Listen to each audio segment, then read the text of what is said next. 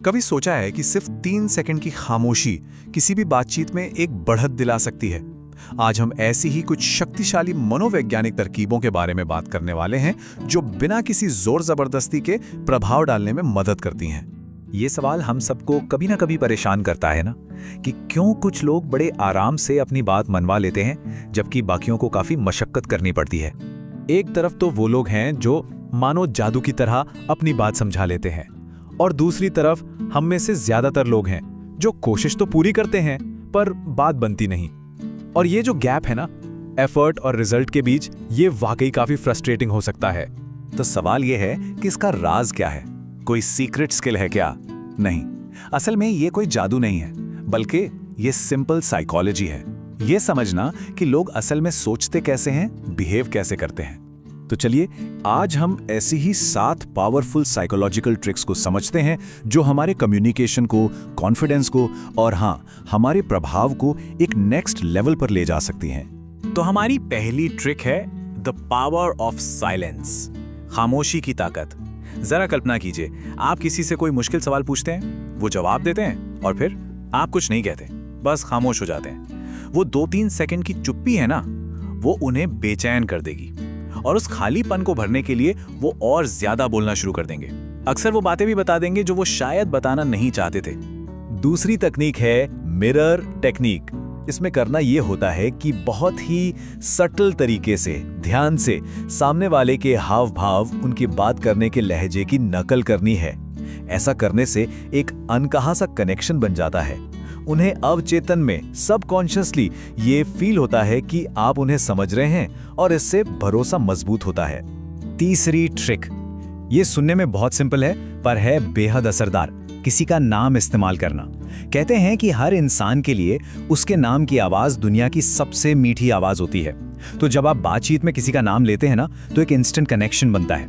उन्हें लगता है कि उन पर सच में ध्यान दिया जा रहा है, उन्हें वैल्यू दी जा रही है। चौथी तकनीक, इसे कहते हैं फुट इन द डोर। ये हमारे एक जैसा बने रहने की आदत पर काम करती है।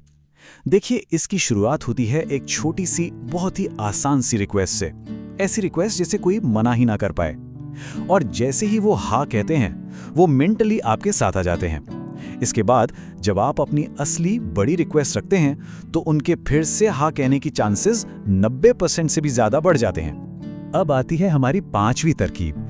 ये है भरोसा बनाने के बारे में, और इसका राज छिपा है आंखों में आंखें डालकर बात करने के सही समय में। और वो टाइम क्या है? सिर्फ 3 से 5 सेकंड।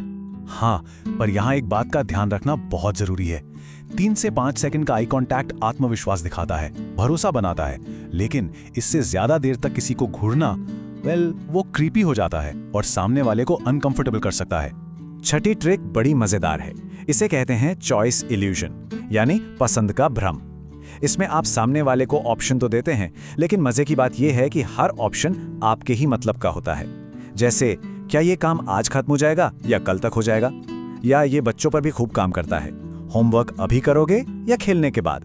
दोनों ही सूरतों में होमवर्क तो होना ही है। और अब 7वीं और शायद सबसे जरूरी ट्रिक। ये बात थोड़ी हैरान करने वाली है, लेकिन सच है। लोग किसी के भी बारे में पहले 5 सेकंड में ही अपनी राय बना लेते हैं, बस 5 सेकंड। इसीलिए एक सच्ची मुस्कान, डायरेक्ट आई कांटेक्ट और एक कॉन्फिडेंट बॉडी लैंग्वेज के साथ शुरुआत करना इतना जरूरी है। यह आपके कुछ भी कहने से पहले ही आपके बारे में बहुत कुछ बता देता है। तो हमने ये 7 अलग अलग तकनीकें देखी, पर इन सबको जोड़ने वाला एक कॉमन धागा क्या है? वो कौन सा एक फंडामेंटल प्रिंसिपल है जिस पर ये सब काम करती हैं? इसका जवाब छिपा है लॉजिक और इमोशन की इस लड़ाई में। एक पल के लिए जरा सोचिए, जब कोई भी इंसान कोई बड़ा फैसला लेता है, चाहे वो घर खरीदना हो या नौकरी बदलना, तो उसके पीछे की असली वजह क्या होती है? क्या वो सिर्फ लॉजिक होता है या कुछ और भी? तो सच ये है, और ये साइकोलॉजी का एक बहुत बड़ा सच है, कि हमारे ज्यादातर फैसले लॉजिक से नहीं बल्कि इमोशंस से लिए जाते हैं। हम दिल से कोई फैसला लेते हैं और फिर उसे सही ठहराने के लिए अपने दिमाग का, यानी लॉजिक का इस्तेमाल करते हैं। और यही इन सभी तरकीबों का सीक्रेट सॉस है। तो सबसे बड़ी सीख, या कहें कि बॉटम लाइन ये है, अगर किसी पर प्रभाव डालना है तो उनके लॉजिक से नहीं, उनकी भावनाओं से जुड़ना होगा, उन्हें समझना होगा। प्रभाव डालने की असली कला असल में इमोशनल इंटेलिजेंस की ही कला है। अब जब ये सारे सिद्धांत पता चल गए हैं तो एक आखिरी सवाल उठता है कि इस जानकारी का इस्तेमाल कैसे किया जाएगा। तो सवाल यही है, क्या इस जानकारी का इस्तेमाल दूसरों को समझने और पॉजिटिव तरीके से प्रभावित करने के लिए किया जाएगा, या फिर हम उन लोगों से ही प्रभावित होते रहेंगे जो इन सिद्धांतों को पहले से जानते और इस्तेमाल करते हैं? चुनाव हमारा अपना है।